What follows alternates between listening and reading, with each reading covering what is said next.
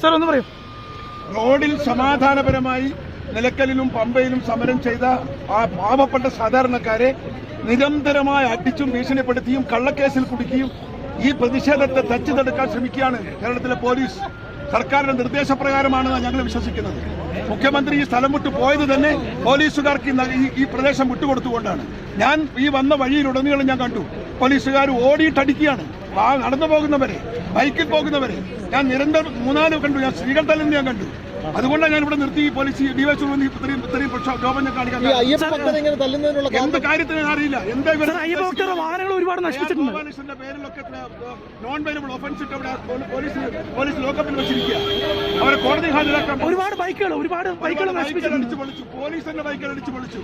വാഹനങ്ങളുടെ ചില്ല് പൊളിച്ചു പോലീസാണ് നടന്നതായിട്ട് നടത്തുന്നത്. ഞങ്ങളിത് വെറുതെ ഒഴിവാക്കൂല. ഇത് രാജ്യം എന്താ? ഇതൊരു ജനാധിപത്യ രാജ്യമാണ്. ഇവിടെ പോലീസുകാർക്ക് നഗരം തന്നിട്ടുണ്ടോ? അടുത്ത പ്രതിഷേധമുണ്ട് ഞങ്ങളുടെ പ്രതിഷേധം. ആ പ്രതിഷേധങ്ങൾ എങ്ങനെ പ്രകടിപ്പിക്കണമെന്ന് നേതാക്കളുമായി ചർച്ച ചെയ്യും.